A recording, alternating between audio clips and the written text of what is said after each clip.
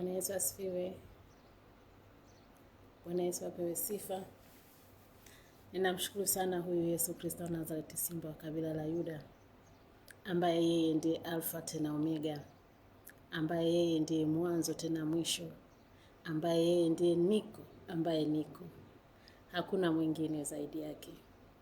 Yeye peke yake ndiye Mungu. Yeye peke yake ndiye Bwana na Mwokozi wa ulimwengu. Yeye peke yake ndiye alikufa, akafufuka, akamwaga damu kwa ajili ya mwanadamu, akapata mateso kwa ajili ya mwanadamu. Ninamshukuru sana huyu Yesu Kristo wa Nazareti, simba wa kabila la Yuda, na ninamtukuza na kulihimidi jina lake daima. Bwana Yesu apewe sifa. Bwana Yesu asifiwe.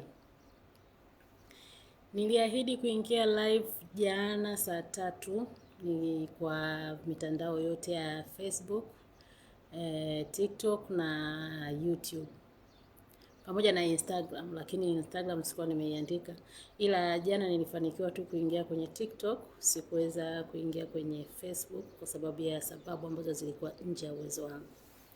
Bwana Yesu apewe sifa. Mimi nimekuja live ili tuweze kujadili au kuzungumza au kukumbushana kuhusu maisha yetu ya safari ya wokovu. Maana dunia sasa hivi maisha ya wokovu yamekuwa kama ni fashion. Maisha ya kusema tu kwamba ninamjua Mungu, ninamjua Yesu, ninamwamini Yesu, lakini hatuenendi wala hatuishi kama Yesu anavyosema. Imekuwa kama ni kitu cha kawaida, imekuwa kama ni fashion. Imekuwa kama watu kuingia kanisani ni fashion tu, lakini haikuwa maana yake iwe hivyo. Bwana Yesu apewe sifa. Bwana Yesu asifiwe. Basi kabla hatujaendelea, ninaomba nimuombe kwanza huyu Yesu Roho Mtakatifu atusaidie ili aweze kutukumbusha, aweze kutufundisha, aweze kutusaidia ili tuweze kujitambua na kuweza kutambua nini kinachotupasa kufanya kwa ajili ya safari yetu hii ya kwenda mbinguni na kwa ajili ya maisha haya kwa ujumla. Bwana Yesu apewe sifa. Amen. Tuombe. Baba, katika jina la Yesu Kristo wa Nazareti, mwana wa Mungu aliye hai. Jehova, ninasema asante Baba kwa ajili ya siku nzuri ya leo. Asante Mungu wetu na Baba yetu, kwa sababu peke yako ndiwe Mungu ambaye ulitupenda wanadamu ukatumba kwa sura na mfano wako, ambaye uliamua Mungu mtakatifu kutusaidia hata baada ya kuona tumekosea, tumepotea. Ukaamua kumtuma mwanao wa pekee Yesu Kristo wa Nazareti, simba wa kabila la Yuda, aweze kuiacha enzi, aweze kuacha mamlaka yake mbinguni, aweze kuacha utukufu wake mbinguni, ili aje duniani azaliwe kama mwanadamu, aishi kama mwanadamu, ateseke kama mwanadamu, afe kama mwanadamu, lakini mwisho wa siku afufuke kwa ajili ya utukufu wa jina lako. Na pia Mungu wetu na Baba yetu, uliona ni vema tununue kwa damu ya thamani, damu yake ya thamani ambayo imeshinda damu zote. Imeshinda damu ya kondoo na mbuzi, imeshinda damu ya ng'ombe, imeshinda damu ya hua, imeshinda damu za aina zote ambazo wana wa Israeli walizitoa wakati ule kabla ya Yesu Kristo wa Nazareti, mwana wa Mungu aliye hai, kuzaliwa hapa duniani.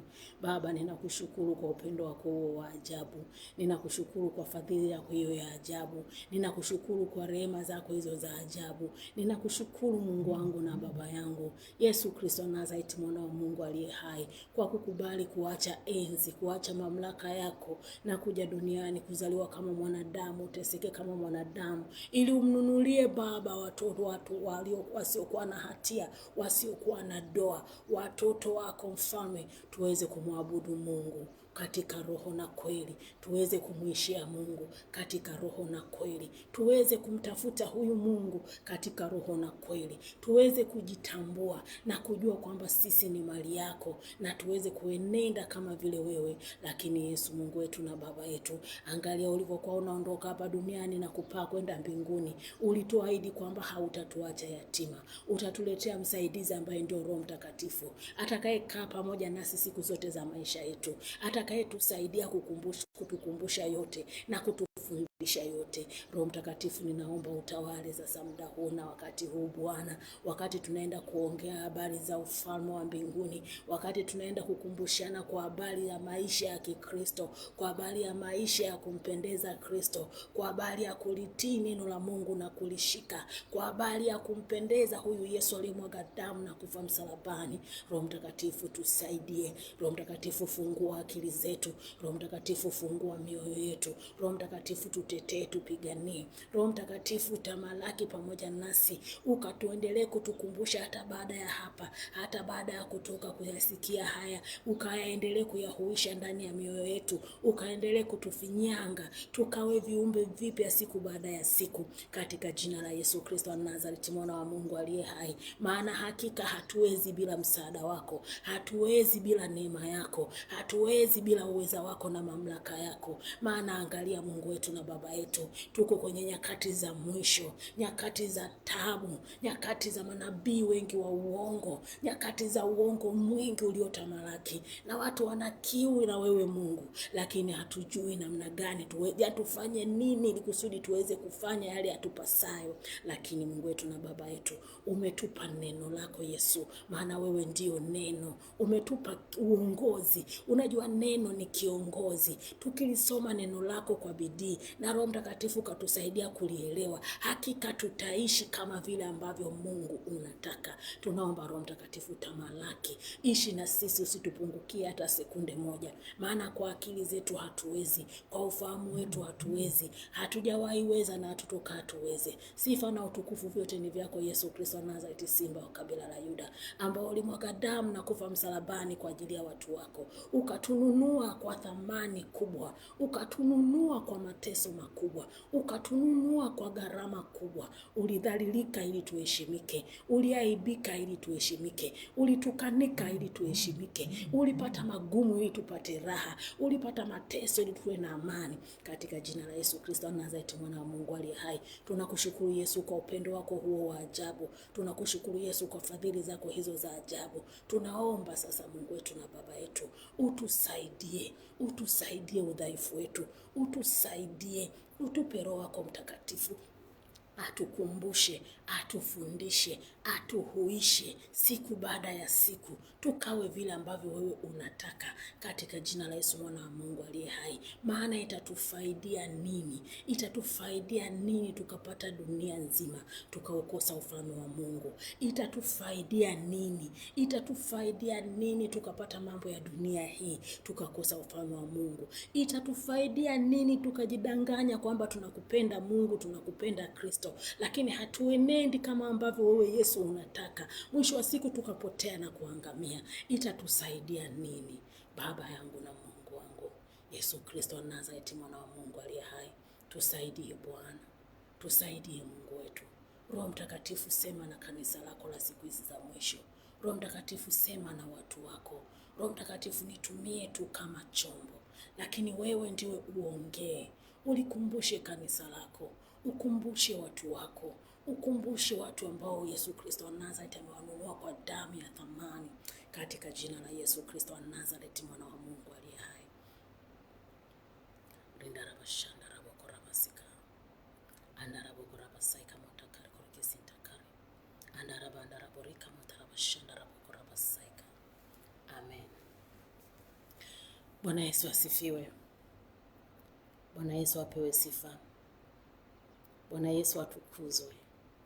Maana hakika ni yeye pekee anayestahili kutukuzwa, kuheshimiwa na kuogopwa milele. Leo naomba tukumbushane kuhusu maisha yetu sisi wa Kristo, kwa sababu sisi ni barua. Sisi ni barua. Licha ya kwamba kuishi kwangu mimi maisha ya Kikristo, kumpendeza kwangu mimi Mungu ni kwa faida yangu, ni kwa faida ya uzao wangu, ni kwa maisha yangu, lakini bado bila kusahau mimi naweza nikawa ni mlango wa mtu mwingine kutoka nje na kuja kumwamini Kristo. Lakini nisipokaa vizuri katika maisha yangu ya wokovu, mimi naweza nikawa ni mlango wa mtu mwingine kuto kuingia katika ufalme wa mbinguni. Nikawa ni sababu ya kufanya mwingine asiingie kwenye ufalme wa Mungu. kwa sababu ya mimi kutokujitambua. Bwana Yesu asifiwe. Na ndio maana tunatamani tujitambue, tujielewe, tujue nini tunafanya ili tukawe sababu ya watu wengine kutoka nje na kuja kumwamini Kristo na kumuishia Kristo. Lakini kama sisi wenyewe tulio ndani ya Kristo, tukiwa hatuna utofauti kati ya watu wa nje na watu wa ndani, tukiwa hatuna utofauti kabisa watu wa nje na watu wa ndani, yani mimi kama Mkristo nikiwa sawa na mtu ambaye hamuamini huyo Kristo, ina maana hakutakuwa na sababu ya kumfanya huyu mtu atoke huko aje kwa huyu Kristo. Bwana Yesu apewe sifa. Bwana Yesu asifiwe. Nazungumza na watu ambao wanamwamini Yesu Kristo wa Nazareti, simba wa kabila la Yuda. Watu ambao wameamua kuyatoa maisha yao. Wameamua kuishi kama Kristo anavyotaka. Wameamua kumpendeza huyu Mungu. Yawezekana hatujui namna gani tufanye au tuishije au tufanyeje, lakini tumepewa mwongozo kwenye neno la Mungu. Tusome maisha ya Yesu Kristo wa Nazareti, simba wa kabila la Yuda, aliishije. Kwa sababu Yesu baada ya kuwa amekuja hapa duniani, alikuja hapa duniani kwa ajili ya kutukomboa. Lakini alipokuja hapa duniani, alipoanza kazi yake, wale waliokuwa wanamuamini ndio waliokuwa anawafundisha. Hakuwa anaenda kumfundisha kila mtu. Alikuwa anaenda kuwafundisha, alikuwa anakaa na watu wale ambao wamemuamini. Anaanza kuwafundisha waishije, hao waliomuamini, hao walioamua kumuishia waishije, ili kusudi wapate matokeo ya maisha ya kumuamini. Kwa sababu kumuamini Kristo peke yake au kuwa Mkristo peke yake au kwenda kanisani peke yake haiwezi kukusaidia kufikia kiwango kile au ndoto ile au maono ya Yesu Kristo wa Nazareti ya yeye kuiacha mbingu na kuja hapa duniani. Bwana Yesu apewe sifa.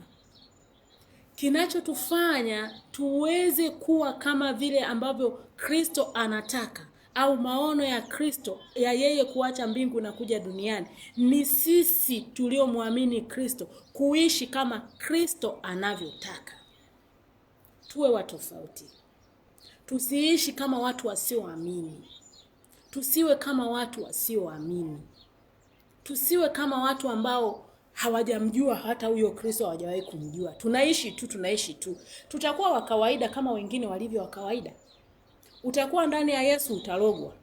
Utakuwa ndani ya Yesu utapigika. Utakuwa ndani ya Yesu utakuwa na maisha magumu. Utakuwa ndani ya Yesu magumu, yani shida, ziki, tabu, vyote vitakuandama kwa sababu tuko ndani ya Yesu, lakini hatufanyi yale ambayo Yesu anayataka tufanye ili ulinzi wa kimungu, ili maisha ya kimungu yawe pamoja na sisi. Kwa sababu tunapokuwa vizuri na Mungu, tunakuwa tunaualika ulinzi wa kimungu. Yani hata kama hujaomba, automatically majeshi ya malaika yapo kwa ajili ya kukupigania. Majeshi ya malaika yapo kwa ajili ya kukulinda. Kwa sababu umeshajitambulisha kwamba wewe ni mtu gani na unaishi maisha, yani unaishi kulingana na ule ufalme wako. Maana hakika ulimwengu wa roho ni halisi. Tunaishi ulimwengu wa roho, maisha yanathibitika ulimwengu wa mwili. Na ndio maana ukitaka kuamini kwamba tunaishi ulimwengu wa roho, japo mambo yanathibitika ulimwengu wa mwili, unakuta watu matatizo mengi yanayowakuta yanaanza kuwakuta kwenye ulimwengu wa roho, aidha kwa njia ya ndoto au alikaa tu akaanza kuwaza tu kwamba naona kama kuna kitu fulani kinataka kunitokea, naona kama kuna kitu fulani kinanitokea, alafu asipochukulia userious wa lile jambo, anakuta lile jambo kweli limemtokea. Maana yake ni uthibitisho wa kwamba tunaishi ulimwengu wa roho, lakini yale mambo ya ulimwengu wa roho yanathibitika kwenye ulimwengu wa mwili. Sasa tutapataje kupona sisi tunaomwamini Kristo? Ulimwengu wetu wa roho, sababu sisi ulimwengu wetu wa roho una nguvu kuliko watu wa ulimwengu wa shetani. Sisi wa kwa Yesu tuna nguvu, tuna mamlaka, tuna uweza katika kila neno unalolitamka. Lina nguvu sana. Linaweza kubadilisha yani jamii. Kwanza kikawaida sisi kama watu wa Mungu inatakiwa unapokanyaga tu mahali, lile anga, ulimwengu wa roho utambue kwamba kuna mtu wa Mungu yuko mahali hapa. Lile eneo, watu wote wanaokuzunguka wanatakiwa watambue kwamba kuna mtu wa Mungu mahali hapa. Inaanzia ulimwengu wa roho, inathibitika ulimwengu wa mwili. Bwana Yesu asifiwe. Sasa sisi tusipoamua kuishi kama neno linavyosema, tusipoamua kuishi kama Kristo alivyotuagiza, tutakuwa sawa na wale ambao hawamjui huyo Kristo. Yaani hatutakuwa na nguvu. Kwa kifupi tutakuwa powerless. Hatutateka ufalme, hatutateka mamlaka, hatutateka maeneo, yani tutanyanyasika kama wengine wanavyonyanyasika. Bwana Yesu asifiwe. Karibuni ndugu zangu. Karibuni. Tunaongea kuhusu habari za Yesu Kristo wa Nazareti, simba wa kabila la Yuda. Tunakumbushana yale ambayo yanatupasa tukiwa kama Wakristo. Tunakumbushana namna gani tuishi, namna gani tuenende ili tuweze kupata manufaa ya Ukristo wetu. Kwa sababu ina maana tusipoishi kama Kristo anavyotaka, hatutapata manufaa ya huo Ukristo wetu. Yaani tutakuwa wa kawaida kama watu wengine walivyo wa kawaida. Lakini sio lengo la huyu Yesu tuwe wa kawaida kama watu wengine walivyo wa kawaida. No. Inatakiwa tusiwe wa kawaida ili na maisha yetu yasiwe ya kawaida. Ninaongea na watu ambao wameamua kumuishia huyu Yesu Kristo wa Nazareti, simba wa kabila la Yuda. Na hata kama hujawahi kuwaza kumpa Yesu maisha, unaweza ukampa Yesu maisha leo. Tunakukaribisha. Maana Yesu alikuja duniani kwa ajili ya watu wote. Alikuja kwa ajili ya wenye dhambi. Hata uwe una dhambi kiwango gani, hata uwe una shida kiwango gani, hata uwe una wakati mgumu kiwango gani, Yesu alikuja kwa ajili yako wewe na mimi, ili kusudi apate kutustarihisha na kutufanya wa maana na kutufanya watu wa kumpendeza na kutufanya viumbe vipya ili tuishi kulingana na neno lake. Bwana Yesu apewe sifa. Bwana Yesu apewe sifa. Tunakumbushana kwa habari za Yesu Kristo wa Nazareti, simba wa kabila la Yuda. Tunakumbushana kwamba ametuagiza nini, aliishije na sisi tuishije. Ametuagiza nini, itufanye nini. Karibuni sana ndugu zangu. Bwana Yesu asifiwe. Bwana Yesu apewe sifa.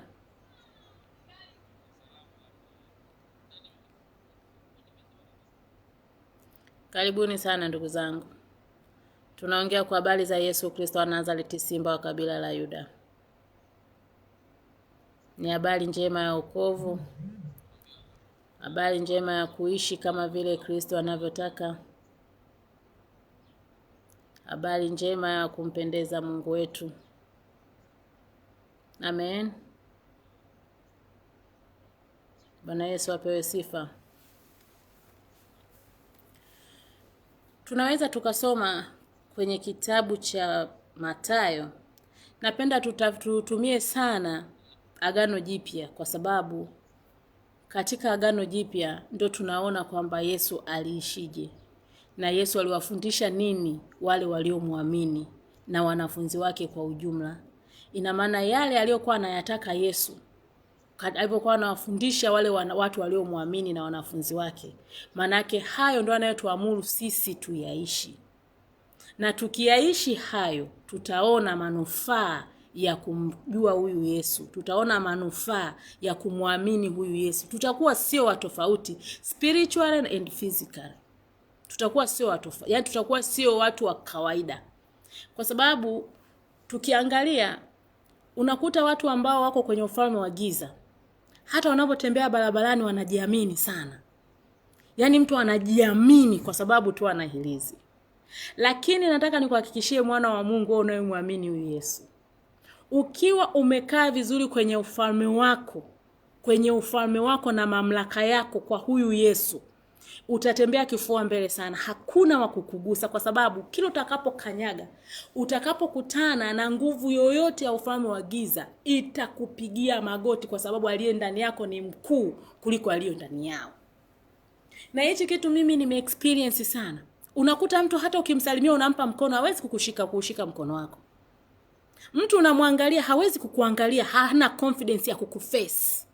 anasema unamchoma, anasema ni moto, anasema unafanya hivi. Kwa nini? Kwa sababu umeamua kuualika ufalme wa mbingu uishi na wewe kwa kulitii neno la Kristo, kwa kutii kufanya yale ambayo Kristo amekuagiza.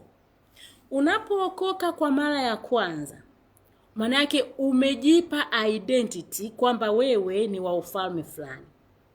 Lakini unapoishi kulingana na neno la Mungu, maana yake unakuwa unapata nguvu, unapata mamlaka. Okay, twende hivi ili tuweze kuelewana. Tufanye mtu ni mtoto wa rais.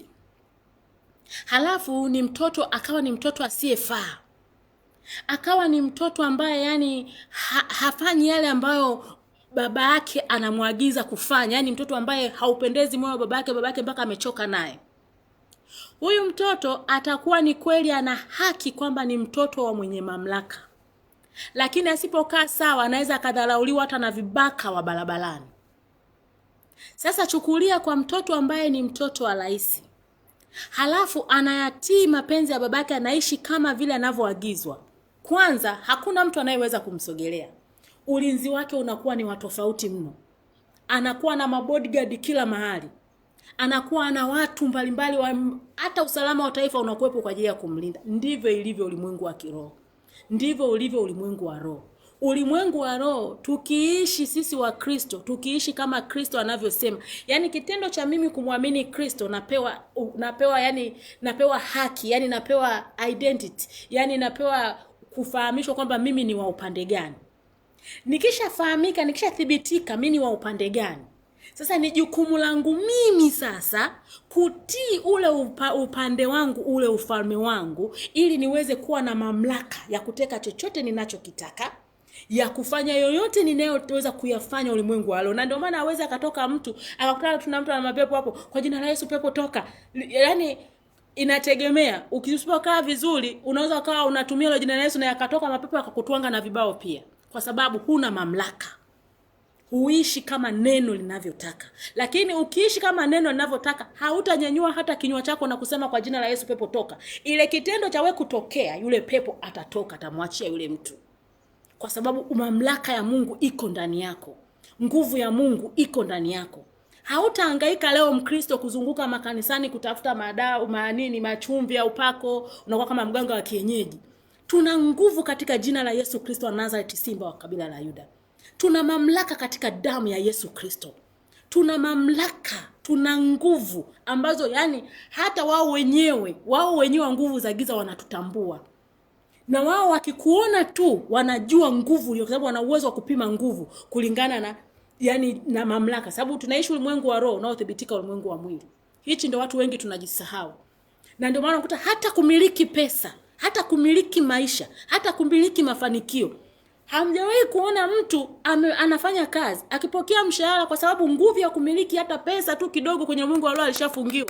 Unakuta mpaka aende akatumia hiyo hela yote ishe kibaki 10,000 anakumbuka kumbe nina familia. Maana yake ni nini? Ulimwengu wa roho hana nguvu ya kumiliki pesa. Na ndio maana unakuta kwa nini watu wanaenda kumtafuta shetani ili wamiliki pesa?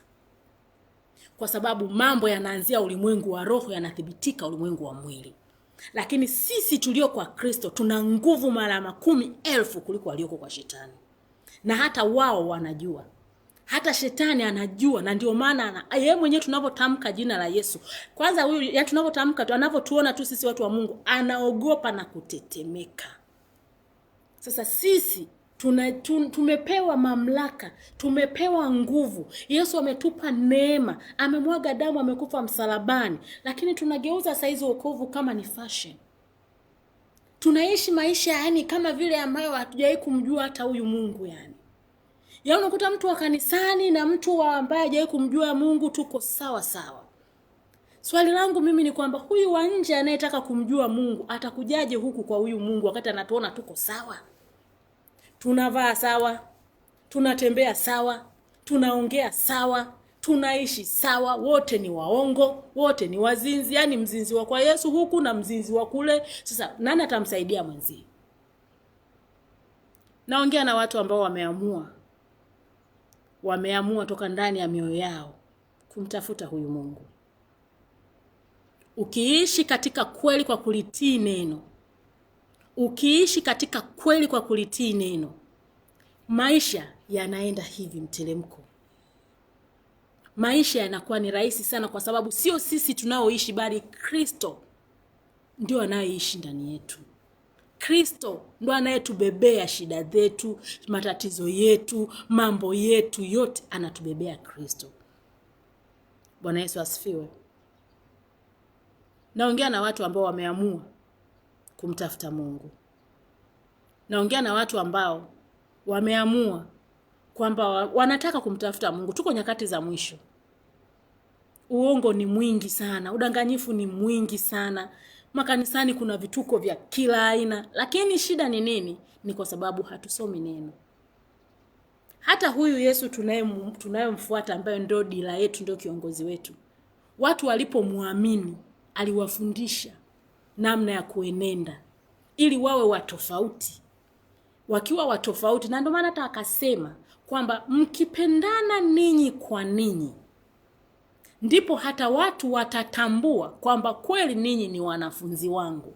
Watu watatambua sisi ni wanafunzi wa Yesu tukipendana, tukiishi kama vile neno linavyotuagiza. Bwana Yesu apewe sifa. Sio kwa maneno, sio kwa kwenda kanisani, sio kwa kufanya hivi tu ndio kutatufanya kwamba eti sisi tuwe tuna mamlaka chini ya jua hili, tuwe tuna mamlaka chini ya maisha haya, tuwe tuna nguvu chini ya no. Unaweza ukashinda kanisani, lakini hakika kama hufanyi kama Mungu anavyotaka, kama huliishi neno, hatuna mahali pa kufika.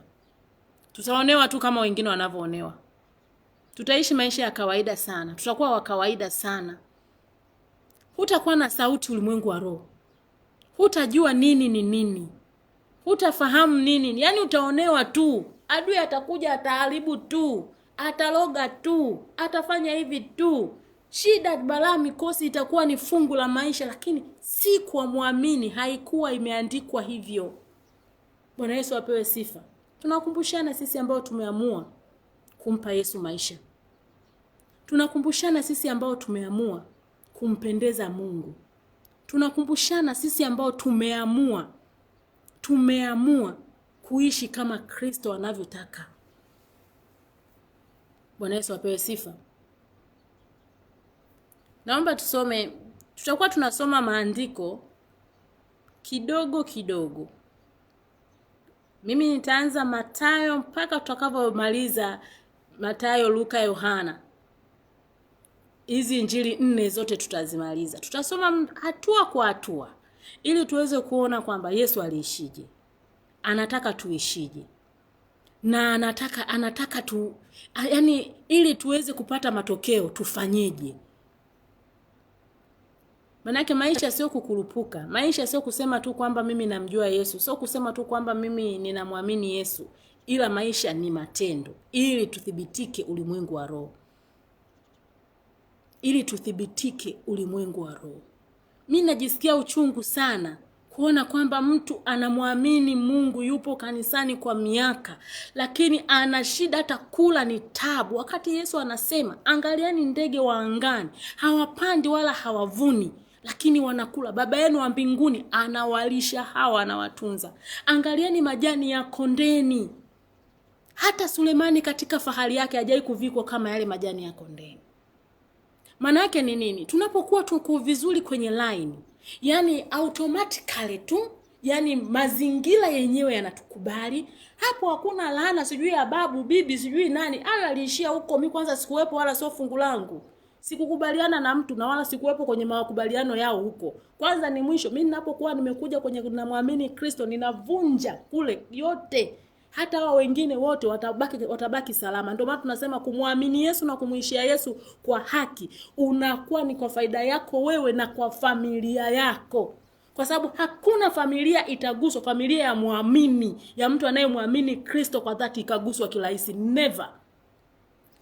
Adui atakuja kwa njia moja, ataondoka kwa njia 7. Kabla hajagusa familia, kwa sababu nina Roho Mtakatifu atanialati. Lozi, funga, omba. Kuna hili nataka kutokea. Tutazuia vifo kwenye familia zetu. Tutazuia magumu kwenye familia zetu. Tutazuia mateso ya kuonewa bure kwenye familia zetu. Tutazuia mambo mengi sana mabaya kwenye familia zetu. Bwana Yesu asifiwe. Bwana Yesu apewe sifa. Tuishi maisha ya kumpendeza Kristo. Tutakuwa tunasoma kidogo kidogo hivyo. Tutasoma Biblia kwa sababu ninaamini watu wengi sana ni wavivu wa kusoma neno la Mungu.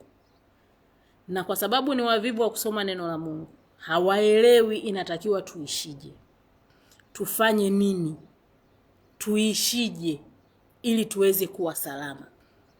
Huwezi kuonewa tu from nowhere kama kweli uko vizuri na Mungu.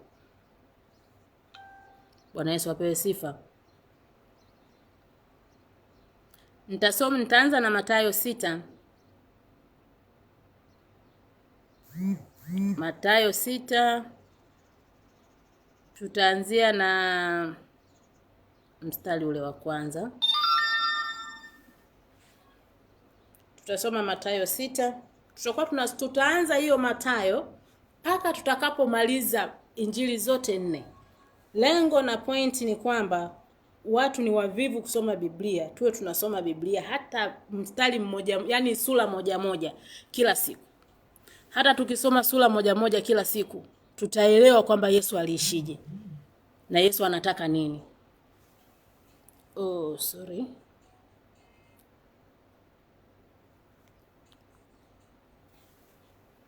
Bwana Yesu asifiwe.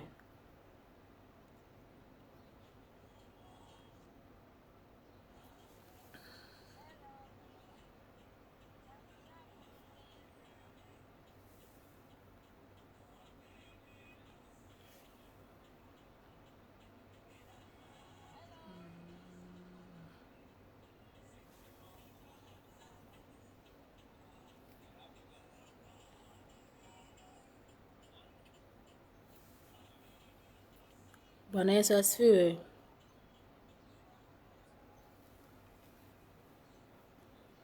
Tunazungumza kwa habari za Yesu Kristo wa Nazareti, simba wa kabila la Yuda. Tunazungumza kwa habari za Yesu Kristo wa Nazareti, simba wa kabila la Yuda. Habari za kumwamini Yesu na kumuishia Yesu. Habari za kumwamini Yesu na kumuishia Yesu. Habari za kuishi kama Yesu anavyotaka. Ukileta masiala kwa habari kwa hii live haijalika mtu. Ukiona hauko comfortable, usituletee habari ambazo hazihusiki. Ukiona hauko comfortable, hatujakualika my dear friend. You can go. Okay? Usitake tuanza kutafutiana shida, sijui kublokiana, sijui kufanyana nini. Umeona? Hatuhitaji matusi kwenye hii account. Hatuhitaji matusi. Sawa? Tunahitaji watu walioamua kwenda mbinguni. Tunahitaji watu walioamua kumuishia Yesu.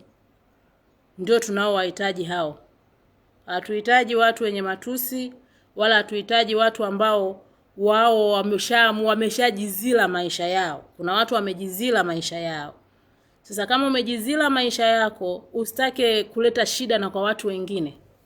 Shida ziweza kwako binafsi. Sawa? Lakini pia tunakuombea. Tunakuombea pia kwamba Yesu akupe neema, akusaidie. Walau uweze kupata hiyo neema ya kumjua. Kwa sababu hiyo ni neema pia. Amen. Tunaongea habari za Yesu Kristo wa Nazareti, simba wa kabila la Yuda.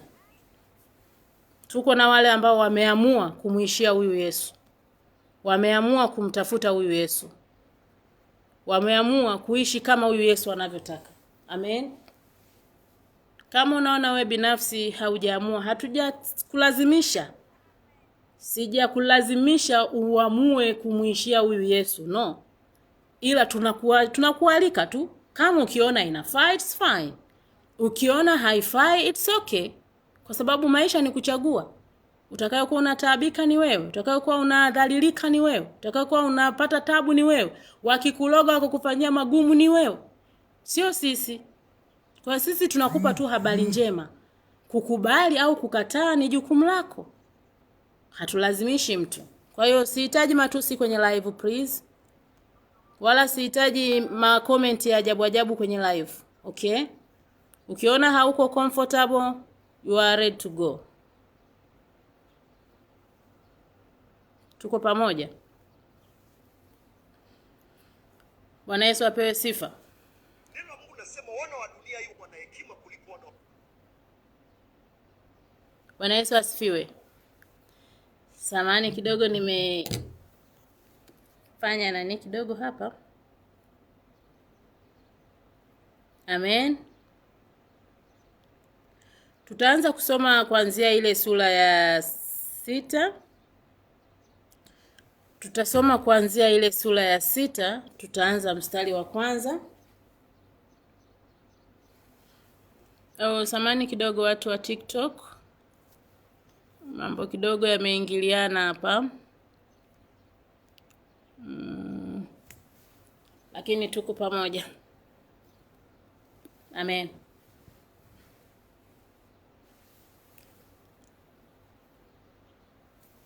Amen. Okay. Kwa hiyo tunakumbushana kwa watu walioamua kwenda mbinguni, watu walioamua kumuishia Yesu, watu walioamua. Hatusemi kwamba eti ni lazima, uamue. Hata Yesu mwenyewe hakuwahi kulazimisha mtu. Hajawahi lazimisha mtu. Uamue, manake ukiamua, manake utaamua kubadilika toka ndani ya kilindi cha moyo. Hutatesa watu, hutaonea watu, hutafanya mabaya, utaishi katika kweli, utaishi katika haki. Ukiamua kumfuata huyu Mungu, ukiamua kumfuata huyu Yesu, ukiamua. Bwana Yesu apewe sifa. Ukiamua. Maisha ni kuamua, maisha ya wokovu ni kuamua. Hakuna kitu kinaniuma roho mimi. Huwezi kusema kwamba utoke ulikotoka, uanze kuharibu maisha ya watu. Uanze, kwa sababu ukiwa Mkristo, unamtaja Kristo, alafu unaishi si kama vile Kristo anavyosema, maana yake unawafungia na wengine ufalme wa Mungu. Unawafungia na wengine ufalme wa Mungu. Wewe Frank nani ambaye Franklin, I say damu ya Yesu ikuokoe sana. Damu ya Yesu ikuokoe.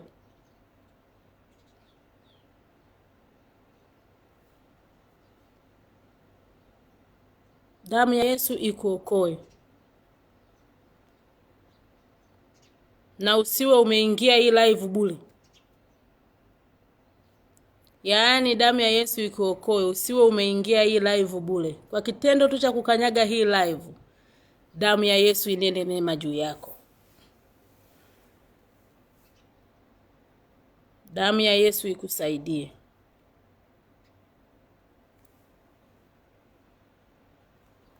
Amen. Bwana Yesu asifiwe. Tunakumbushana tu kwa habari yetu sisi tulioamua kumfuata Kristo, kuishi kulingana na Kristo anavyotaka. Tunakumbushana sisi ambao tumeamua kwenda mbinguni, kuishi kama Kristo anavyotaka ili tufanikiwe kuikuta hiyo mbingu. Tunakumbushana sisi ambaye tumeamua kulitangaza jina la Yesu Kristo wa Nazareth kila kona, ili tuwe barua, watu waamue kutoka walikotoka waje wamfuate huyu Yesu. Bwana Yesu apewe sifa. Tunakumbushana tu, tunatakiwa tuishije. Tusichukulie ibada kama mazoea. Tusichukulie wokovu kimazoea. Tusichukulie maisha ya kumwamini Kristo kimazoea. Tuamue toka ndani ya kilindi cha moyo wetu kubadilika, kuwa watu tofauti. Mienendo yetu, tabia zetu, sema yetu, ishi yetu, tuwe watu tofauti. Bwana Yesu asifiwe. Hichi ndio kilio changu. Tuko nyakati za mwisho sana. Kilio changu asiwepo wa kupotea. Kama vile Yohana 17 inavyosema, wale ambao Yesu Baba anasema Yesu alimpa asipotee hata mmoja, asiwepo wa kupotea.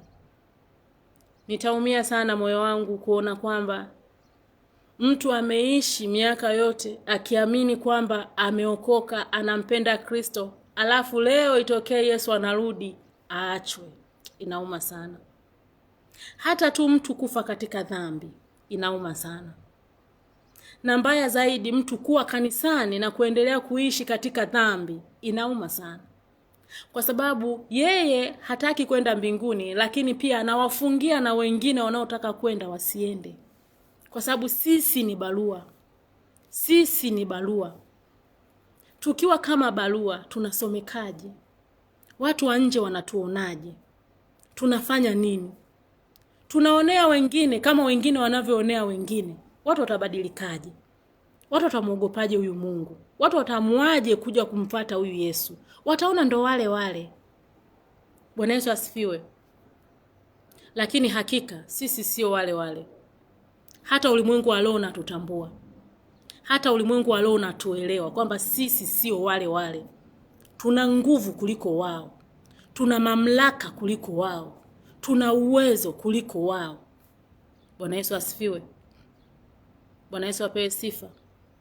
Lakini ni sisi kujitambua. Kujua nini tunafanya kwenye hii safari ya kwenda mbinguni. Haiwezekani tunaenda kanisani kwa mazoea. Haiwezekani tunaishi maisha ya wokovu kwa mazoea. Wakitoka wasengenyaji wanaosutwa na walokole tumo. Wakitoka waliovaa kiajabu na walokole tumo. Wakitoka walionyoa kiajabu kama utafikiri vindege na walokole tumo. Alafu tunasema kwamba sisi ni barua. Hao tunamshawishije yule aone kwamba sisi tuliopo huku tuna neema zaidi kuliko wale walioko nje? Na kibaya zaidi, neno la Mungu ni halisi, neno la Mungu ni haki, neno la Mungu ni kweli. Tusipoishi kama neno la Mungu, hatutapata matokeo ya neno la Mungu. Kwa hiyo tutakuwa sawa hata kwenye maisha. Maisha tutapigika kama anavyopigika mtu ambaye haendi kanisani. Tutalogwa kama mtu yule ambaye haendi kanisani anavologwa. Sasa wale wasiomjua Kristo watapataje kupona? Watamuaminije? Sisi tukiwa kama ndo barua na sisi tunaishi maisha kama wao na tuko kama wao na tuna taratibu na kanuni za maisha kama wao. Bwana Yesu apewe sifa. Na ndio maana hata ukiangalia Yesu mwenyewe kwa amekuja hapa duniani, alivyoishi maisha yake, aliishi maisha ya tofauti. Ndio maana hata ndugu zake walimuona kama amechanganyikiwa. Kwa nini? Kwa sababu alikuwa watofauti. Lazima tuwe watofauti. Naongea na watu walioamua kumwamini Kristo. Naongea na watu walioamua kuifuata hii safari ya kwenda mbinguni, kwa sababu Yesu ndio njia, kweli na uzima. Mtu haendi kwa Baba isipokuwa kwa njia yake. Lazima tujifunze Yesu anataka nini. Lazima tujifunze Yesu aliishije. Lazima tujifunze Yesu hataki nini. Lazima tujifunze, tuelewe, tuishi kama Yesu anavyotaka ili tuweze kuipata hiyo mbingu ambayo Yesu ndo ameenda kutuandalia makao. Lakini bila kusahau, nataka nikukumbushe mpendwa katika Kristo, hatuishi maisha mazuri ya kumpendeza Mungu kwa ajili tu ya kwenda mbinguni. No. Amesema tukiacha chochote kwa ajili ya ufalme wa mbinguni, tukiacha chochote kwa ajili ya Yesu, tutapata duniani mara 100 kisha ufalme wa Mungu. Kitendo cha kuishi maisha ya kumpendeza Kristo hapa duniani, wewe kama mwanadamu au mimi kama mwanadamu, ina maana naalika ufalme wa Mungu kwenye maisha yangu. Unibebee matatizo yangu, unibebee shida zangu, unifungulie milango ya baraka, unifungulie kila kitu. Kwa hiyo definitely nitakuwa ni mtu wa tofauti, ulimwengu wa roho na ulimwengu wa mwili. Bwana Yesu asifiwe. Lakini kama nisipoishi kama Kristo anavyotaka, maana yake yani nitakuwa wa kawaida. Hata ulimwengu wa mwili sitakuwa nimethibitika, sitakuwa na kauli ya aina yoyote. Lakini tukiishi kulingana na neno, kabla hata hujasema neno, ulimwengu wa roho unatambua kwamba mtu huyu wa Mungu amefika. Kuna mtu wa Mungu mahali hapa. Kuna mtu wa Mungu eneo hili. Ulimwengu wa roho unatambua. Anga linaelewa. Ardhi inatambua. Watu wanaelewa. Lakini tukiishi tu ili mradi, hatuwezi kufanya mabadiliko. Hatuwezi kuwashawishi hata wengine wapate kuja kumfuata huyu Kristo, kwa sababu hata tukikaa tunahubiri kila siku, kama sisi wenyewe hatujaamua kubadilika tukawa ni barua zinazosomeka vizuri, hakuna anayeweza kushawishwa kutoka kwenye uovu na kuja kumwamini Kristo. Bwana Yesu apewe sifa. Karibuni sana ndugu zangu katika live. Tunakumbushana kwa habari za Yesu Kristo wa Nazareti, simba wa kabila la Yuda. Tunakumbushana kwa maisha yanayotakiwa sisi kama Wakristo tuishi kwa ajili ya kumpendeza Kristo, lakini pia ili tupate matokeo ya huo Ukristo wetu, matokeo ya kumwamini huyu Yesu. Kwa sababu tusipoishi kulingana na neno, hatuwezi kupata matokeo ya neno. Bwana Yesu asifiwe. Hatuwezi kupata matokeo ya neno. Bwana Yesu apewe sifa. Tunakumbushana sisi tuliyeamua kwenda mbinguni, sisi tuliyeamua kumwishia Kristo. Tuachane na hizi propaganda za mafuta, chumvi, sijui ni kama waganga wa kienyeji. Yote haya yanatokea kwa sababu watu wamekataa kuliishi neno. Watu wamekataa kujifunza kwa Yesu. Wakati Yesu anasema jifunzeni kwangu kwa kuwa mimi ni mpole na mnyenyekevu wa moyo. Yesu ametualika tujifunze kwake. Yesu ametualika tujifunze kwake. Yesu ametualika tujifunze kwake. Tutajifunzaje kwake kama hatusomi neno la Mungu? Mkristo, tujitahidi tuwe tunasoma neno la Mungu. Soma Injili. Hizi Injili 4 ambazo ndio maisha ya Yesu. Tujifunze Yesu aliishije. Leo tupo kwenye introduction tu. Leo ni introduction. Tuko kwenye live mara kwa mara sana. Itakuwa ni kila siku, kama sio mara 2 mara 3 kwa siku tutakuwa tunakuwa live. Tukumbushane sisi kanisa la mwisho. Yesu anakaribia kurudi. Yesu anakaribia kurudi. Tukumbushane tuko nyakati za mwisho. Tuishi kama Yesu anavyotaka. Tufanye yale ambayo Yesu anayataka. Bwana Yesu asifiwe. Bwana Yesu apewe sifa. Bwana Yesu atukuzwe. Tukumbushane tu. Tumefika mwisho. Yesu anakaribia kurudi. Leo inauma sana. Ukiangalia vituko vinavyofanyika makanisani saa hizi. Ukiangalia watu jinsi walivyojikinai nafsi zao na maisha yao. Leo inauma sana. Leo inauma hakika. Leo inauma.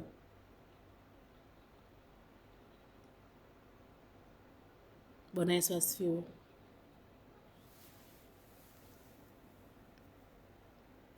Leo inauma sana kwa kweli.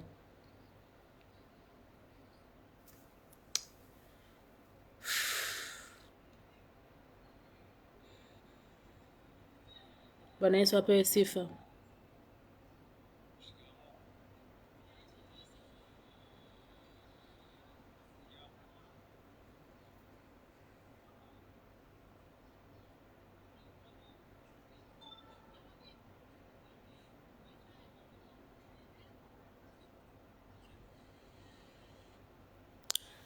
Leo inauma kwa kweli.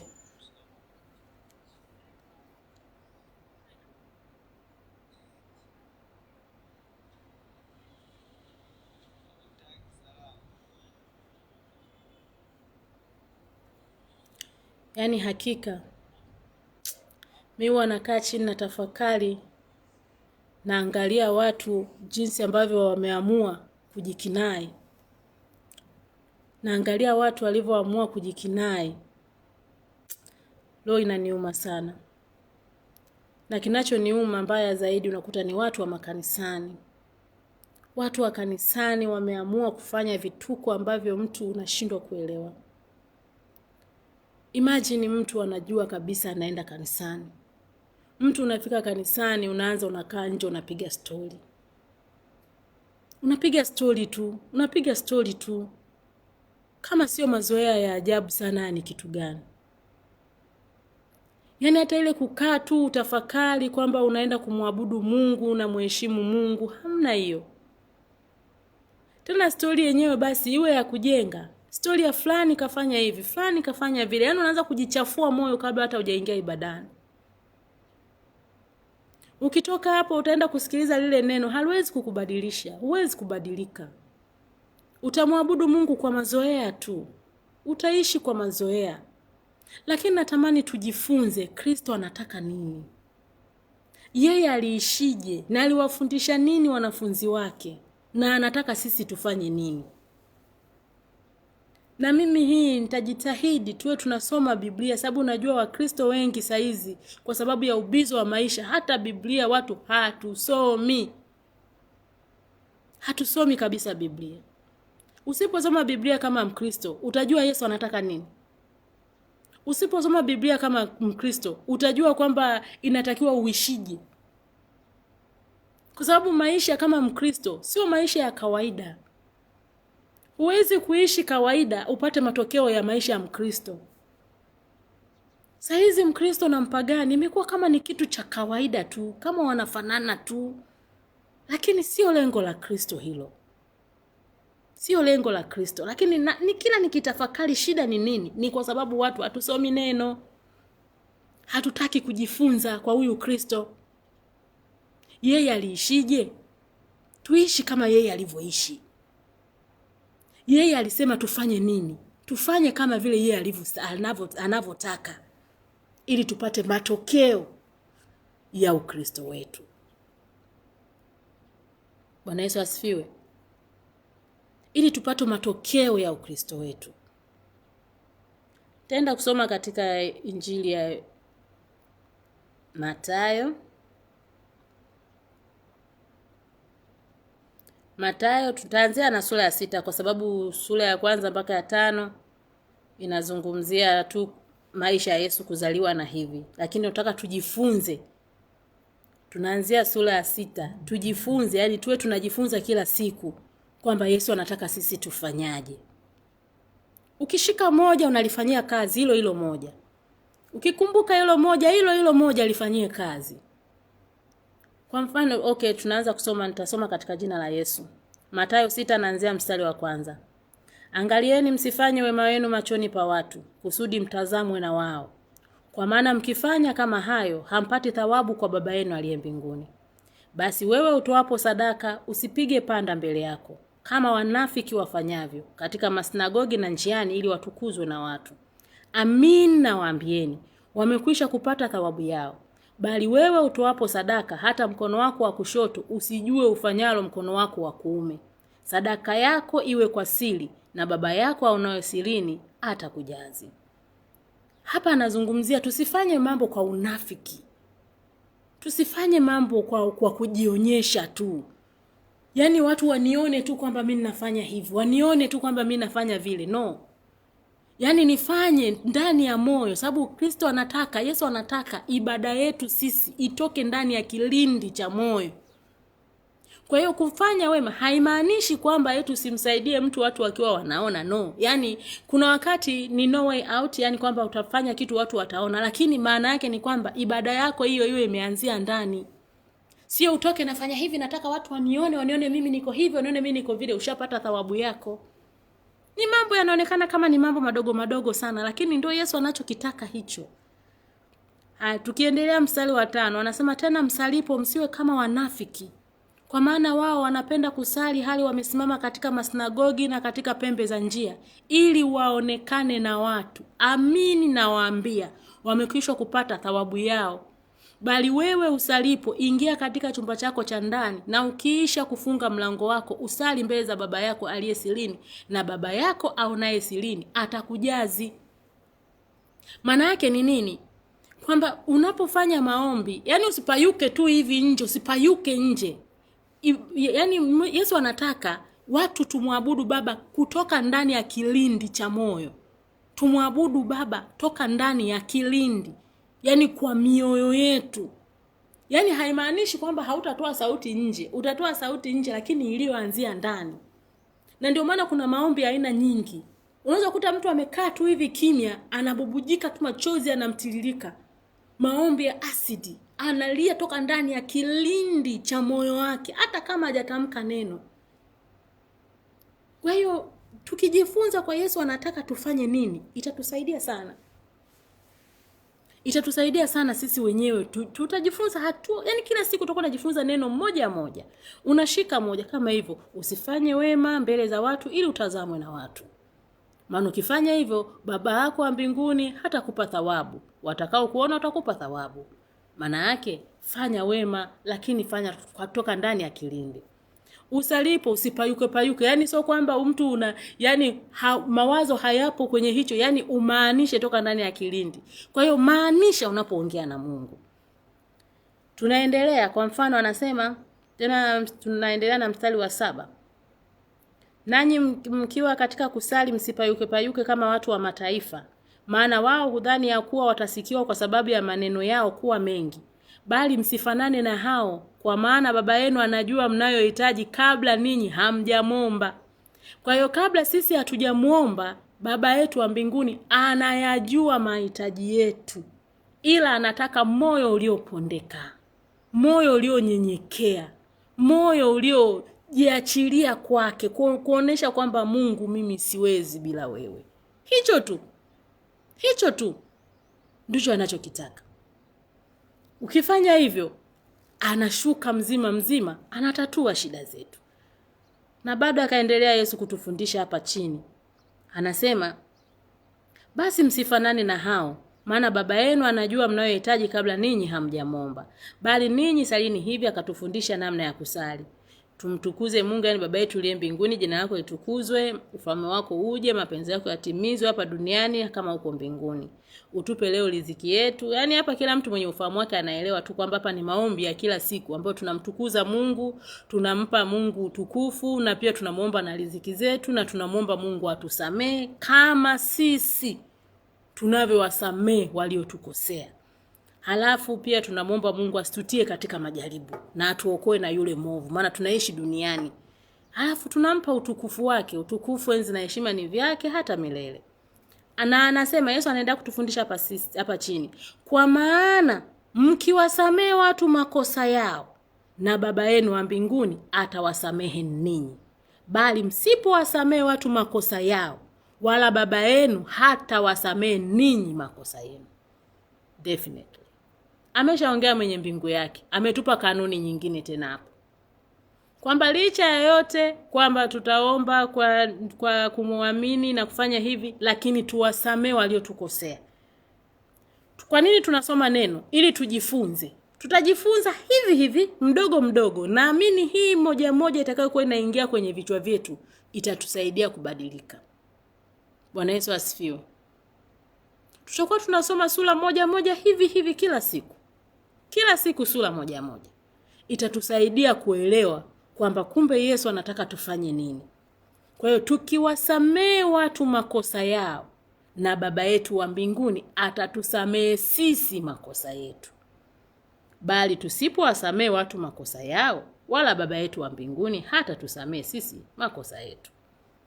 Akatufundisha tena kuhusu kufunga. Tena mfungapo msiwe kama wanafiki wenye uso wa kukunjamana, maana hujiumbua nyuso zao ili waonekane na watu kuwa wanafunga. Amin, nawaambia, wamekwisha kupata thawabu yao.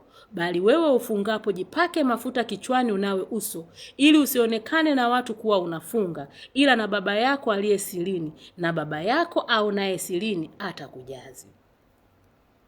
Bwana Yesu apewe sifa. Kwa hiyo tunaendelea kujifunza siku baada ya siku kwamba kumbe kuna vitu vingine tunaona kama ni vidogo sana, lakini kumbe ni vikubwa. Tufanye mambo toka ndani ya kilindi cha moyo. Tukienda kanisani tuwe tumemaanisha. Sio mtu unafika eneo la kanisa unaanza umbea, unaanza kuongea sijui nini, badala ya kuingia ibadani na kumtafakari huyo Mungu, tunakuwa tunaenda kinyume na maandiko. Bwana Yesu apewe sifa. Bwana Yesu atukuzwe. Namshukuru Mungu sana kwa ajili ya siku hii nzuri ya leo ambayo tumekumbushana kwa ajili ya hii safari yetu ya kwenda mbinguni na maisha yetu ya Ukristo. Basi ninaomba tuishie hapa. lakini nitamshukuru Mungu kidogo, then kwa sababu ya muda kidogo, saizi ni kwangu hapa ni saa 5:26. Nitamshukuru Mungu kidogo, then nitatoka live. Hii ilikuwa ni introduction tu. Baadaye tutaingia tena live, nadhani itakuwa kwenye saa 3 ya Tanzania, ambayo kwangu mimi itakuwa ni saa 4. Saa 3 ya Tanzania ya usiku, ambayo kwangu mimi itakuwa ni saa 4. Bwana Yesu asifiwe. Naomba nimshukuru Mungu kwa ajili ya siku nzuri ya leo. Jehova Mungu wangu na baba yangu Yesu Kristo wa Nazareti, mwana wa Mungu aliye hai. Yesu, nasema asante babangu kwa ajili ya siku nzuri ya leo Jehova. Asante kwa upendo wako, asante kwa fadhili zako, asante kwa neema yako. Asante kwa ajili ya watu wachache waliopita kwenye hii live na kusikia neno lolote ambalo wamelisikia. Ninaomba ile neno likawe ni mbegu kwenye maisha yao, wakatambue kwamba tunaishi hapa duniani katika ulimwengu wa roho unaothibitika kwenye ulimwengu wa mwili. Kwa hiyo inatakiwa tuishi kama neno linavyotuagiza. Tuishi kama Kristo ulivyotuagiza. Tuishi kama Kristo unavyotaka, ili tupate matokeo ya kile ambacho Mungu ulikikusudia ulipoacha enzi na mamlaka na kuja kuishi hapa duniani kama mwanadamu. Ukateseka kama mwanadamu, ukadhihakiwa kama mwanadamu, ukatukanika kama mwanadamu, ukaaibika kama mwanadamu, ili sisi tuheshimiwe. Haina maana wewe Yesu uliaibika na mimi leo niaibike. Haina maana wewe Yesu uliteseka na mimi leo niteseke, kwa sababu tu sitaki kulitii neno lako, kwa sababu sitaki kuishi kama Kristo unavyoniagiza, nipate magumu ambayo ulishaniokoa kwayo. Haina maana. Yesu Kristo wa Nazareti babangu, ninakusihi utusaidie watoto wako. Ninakusihi Roho Mtakatifu utusaidie. Ninakusihi Roho Mtakatifu useme nasi, uendelee kutufinyanga mioyo yetu na kutubadilisha, ili tuweze kupokea matokeo ya wokovu, ili tuweze kupokea matokeo ya neema hii ya wokovu, matokeo ya kumjua huyu Kristo. Maana umesema duniani mara 100, kisha ufalme wa Mungu. Maana imeandikwa adui atakuja kwa njia moja, lakini ataondoka kwa njia 7. Maana imeandikwa tukilitii neno lako na kufanya kama utakavyo, na baraka hizi zitatujilia. Tutabarikiwa mashambani, tutabarikiwa mijini, tutabarikiwa masomoni, tutabarikiwa chochote tutakachotia mkono kukifanya kitabarikiwa. Imeandikwa Baba yetu na Mungu wetu, ila tu ni kwa kulitii neno lako. Na umesema katika Yohana 14, tukilitii neno lako, tukifanya yale utuagiza, tuombe lolote na Baba atalifanya, ili Baba atukuzwe ndani ya Mwana. Maana yake kujibiwa maombi kuna vigezo na masharti vya kulitii neno lako, vya kuishi kama Kristo unavyotaka. Baba tusaidie. Katika jina la Yesu Kristo wa Nazareti, mwana wa Mungu aliye hai, utukuzwe Yesu na kuhimidiwa milele. Amen. Amen.